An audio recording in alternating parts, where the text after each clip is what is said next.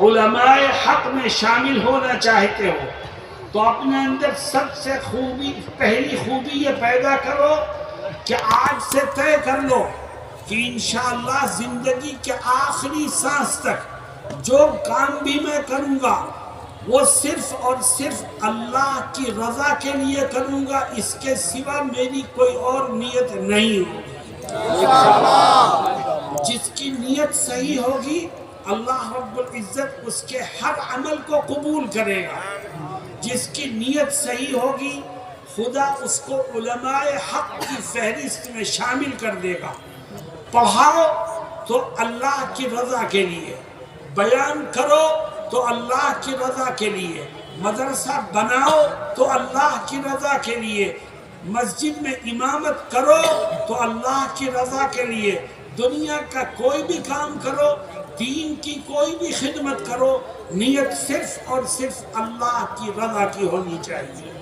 حضرت محمد مصطفیٰ صلی اللہ علیہ وسلم ایک حدیث شریف میں فرماتے ہیں، طلبہ کو مخاطب کر کے فرماتے ہیں، من طلب العلم لیجاری به العلماء او لیماری به السفہاء او لیصرف به وجوہ الناس الیہ ادخلہ اللہ النار او کما قال صلی اللہ علیہ وسلم۔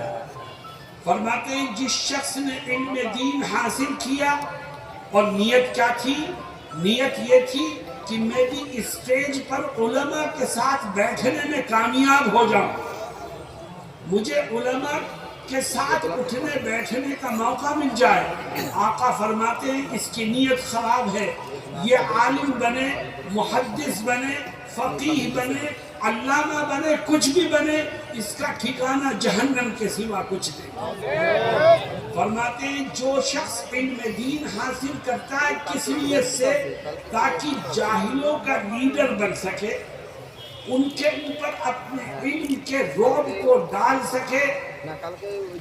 اللہ کے نبی صلی اللہ علیہ وسلم فرماتے ہیں اس کی نیت بھی خراب ہے، یہ دوسروں پر اپنے علم کا رعب ڈالنا چاہتا ہے، گاؤں والوں کو اپنے پیچھے چلنے پر مجبور کرنا چاہتا ہے، اس لیے علم دین حاصل کیا۔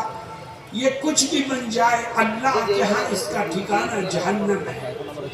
او لیصرف به وجوہ الناس الیہ، علم دین کیوں حاصل کرتا ہے؟ اس لیے تاکہ لوگ تجھے عزت کی نگاہ سے دیکھیں، تجھے پیر مانے، تیرے پیچھے چلے، تیرے چپل اٹھائیں، اس لیے علم دین حاصل کرتا ہے۔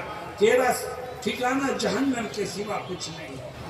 میرے دوستوں اور ساتھیوں، آؤ ہم طے کریں کہ ہم زندگی کے ہر قدم پر اپنی نیت کو درست رکھیں گے اور صرف اپنے رب کی رضا کے لیے دین کے کاموں کو انجام دیں گے، کسی کو دکھانے کے لیے نہیں کریں گے، کیونکہ ہمارے عمل کا بدلہ ہمارے خدا کے سوا کوئی اور ہمیں نہیں دے سکتا۔ جو اپنی نیت کو درست کرے گا خدا علماء حق کی فہرست میں اس کے نام کو شامل کر دے گا۔ کیوں بھائی؟ اپنی نیت کو درست رکھو گے ہمیشہ۔ میں ایک واقعہ سناتا ہوں تمہیں، تم نے نام سنا شیخ الاسلام مولانا حسین احمد مدنی رحمہ اللہ کا، جانتے ہو بھائی؟ حضرت شیخ الاسلام مولانا حسین احمد مدنی نے بھارت کی آزادی کے لیے بڑی قربانیاں دی۔ جب بھارت میں انگریز حکومت کرتا تھا تو دیش کی آزادی کے لیے انہوں نے جیلیں کاٹی، پریشانیاں اور تکلیفیں برداشت کی، طرح طرح کی قربانیاں دی، دیش آزاد ہو گیا۔ جب دیش آزاد ہو گیا تو حضرت اپنے گھر دیوبند میں جا کے بیٹھ گئے اور دارالعلوم میں پڑھانے لگے۔ ہندوستان کے آزاد ہونے کے بعد گورنمنٹ آف انڈیا نے یہ طے کیا کہ شیخ الاسلام مولانا حسین احمد مدنی کو ان کی قربانیوں کے بدلے میں ہم ایک اعزاز دیں گے، پدم شری کا خطاب دیں گے۔ چنانچہ پریزیڈنٹ آف انڈیا حضرت کے گھر دیوبند گئے اور جا کے کہا کہ گورنمنٹ نے یہ طے کیا ہے کہ آپ نے دیش کی قوم کی بڑی خدمت کی، بڑی قربانیاں دی ہیں، ہم آپ کو پدم شری کا خطاب دینا چاہتے ہیں گورنمنٹ آف انڈیا کی طرف سے۔ تو حضرت نے کیا جواب دیا؟ حضرت نے فرمایا میں نے جو کچھ کیا تھا اپنے رب کی رضا کے لیے کیا تھا، اس کا بدلہ میں خدا سے لوں گا، مجھے تم سے کوئی بدلہ نہیں چاہیے۔ حضرت نے ان کے خطاب کو واپس کیا اور انبیاء کرام کے ایک مقولے کو ان کے سامنے دہرایا، لا اسألکم علیہ من اجر ان اجری الا علی رب العالمین۔ میں نے جو کچھ کیا ہے میں اس کا بدلہ تم سے نہیں چاہتا، میں نے جو کچھ کیا ہے اپنے رب کے لیے کیا ہے اور اس کا بدلہ بھی میں اپنے رب ہی سے لوں گا۔ تو میرے دوستوں اور عزیز طلبہ، طے کر کے اٹھو یہاں سے کہ زندگی کے آخری سانس تک انشاءاللہ جو بھی کام کریں گے محض اپنے رب کی رضا کے لیے۔ دوسرا کام، اگر علماء حق میں شامل ہونا چاہتے تو ایک دوسرا کام بھی کرو، اور وہ دوسرا کام یہ ہے کہ آج سے طے کرو کہ انشاءاللہ زندگی کے آخری سانس تک اپنے علم پر عمل کرتے رہیں گے۔ جو اپنے علم پر عمل کرے گا خدا اس کو علماء حق میں شامل فرمائے، اور جو پڑھنے کے بعد بھی عمل نہ کرے، سیکھنے کے بعد بھی عمل نہ کرے، قرآن و حدیث کو سمجھنے کے بعد بھی عمل نہ کرے، تو یاد رکھو اس کا حال قیامت کے دن جاہل سے زیادہ بدتر ہوگا۔ جناب رسول اللہ صلی اللہ علیہ وسلم ایک حدیث شریف میں فرماتے ہیں کہ اشر الناس منزلۃ یوم القیامہ عالم لا ينتفع بعلمہ، کہ قیامت کے دن سب سے بری حالت میں وہ عالم ہوگا جس نے اپنے علم سے کوئی فائدہ نہیں اٹھایا ہوگا، جس نے اپنے علم پر عمل نہیں کیا ہوگا۔ کتنے طلباء اور علماء یہاں بیٹھے ہیں، ہمیں مسائل یاد ہیں، ہمیں بحثیں یاد ہیں، ہمیں دلائل یاد ہیں، لیکن جب عمل کے میدان میں ہم پہنچتے ہیں تو ایسا لگتا ہے کہ ہم بالکل زیرو ہیں، عمل کا جذبہ ہمارے دلوں سے نکل چکا ہے۔ جبکہ قرآن کریم میں اللہ رب العزت نے علم کے بدلے میں جنت کا وعدہ نہیں کیا، جنت کا وعدہ ہے تو عمل کے بدلے میں۔ قرآن کیا کہتا ہے؟ من عمل صالحا من ذکر او انثى وهو مؤمن فلنحيينه حياة طيبة وَلَنَجْزِيَنَّهُمْ أَجْرَهُمْ بِأَحْسَنِ مَا كَانُوا يَعْمَلُونَ۔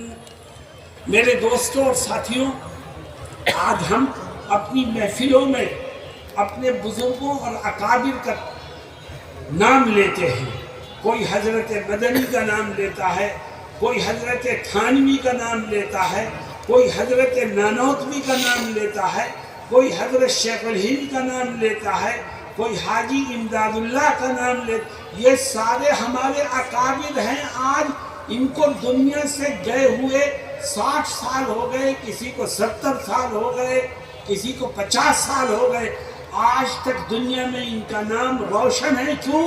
اس لیے کہ یہ اپنے علم پر عمل کیا کرتے تھے۔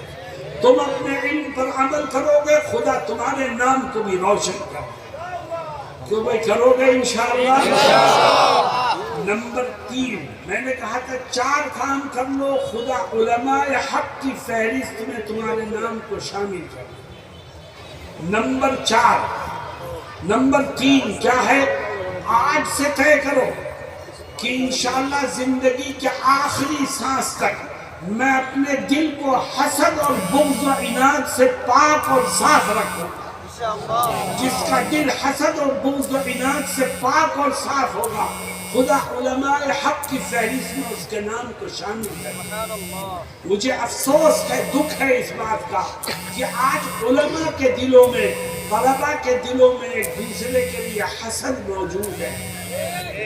میرے دوستوں اور ساتھیوں، حضرت محمد مصطفیٰ صلی اللہ علیہ وسلم صحابہ کرام کی تربیت فرماتے ہیں، اور ایک صحابی کو آپ مخاطب کر کے تلقین فرماتے ہیں. کیا کہتے ہیں؟ یا بنیا ان قدرت ان تصبح وتمسی وليس في قلبك غش لأحد فافعل. کہتے ہیں اے میرے بیٹے، تیری صبح ایسی گزرے کہ تیرے دل میں کسی کے لیے برائی نہ ہو، دشمنی نہ ہو، حسد اور کینہ نہ ہو، اور تیری شام بھی ایسی گزرے کہ تیرا دل دوسروں کی طرف سے صاف ہو. تیرا دل صبح کو بھی صاف رہے، شام کو بھی صاف رہے، دن میں بھی صاف رہے، رات میں بھی صاف رہے. تجھے اس کی پابندی کرنی چاہیے. اور پھر آگے کیا کہتے ہیں؟ سنو عزیز طلبہ، آگے کیا کہتے ہیں؟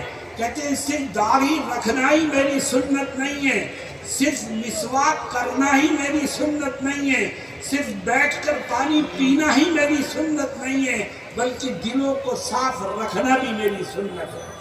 وَذَلِكَ مِن سُنَّتِي، اور یہ میری سنت ہے. من احب سنتی فقد احبنی ومن احبنی کان معی فی الجنہ.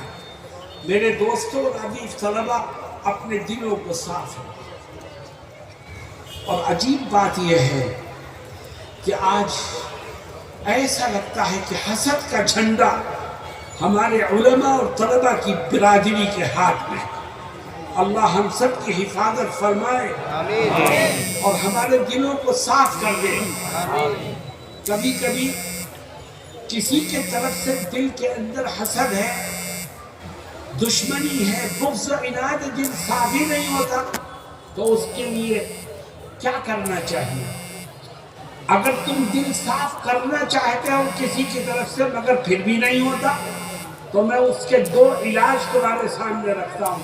اس پر عمل کر کے دیکھو، خدا اس کی برکت سے تمہارے دلوں کو صاف کر دے. پہلا علاج، اگر کسی کی طرف سے دل میں برائی ہے اور دل صاف ہی نہیں ہوتا، تو پہلا کام یہ کرو کہ جیسے ہی اس پر نظر پڑے فوراً اس کو سلام کرنے میں پہل کرو. اللہ سلام کی برکت سے تمہارے دل کو صاف کرے.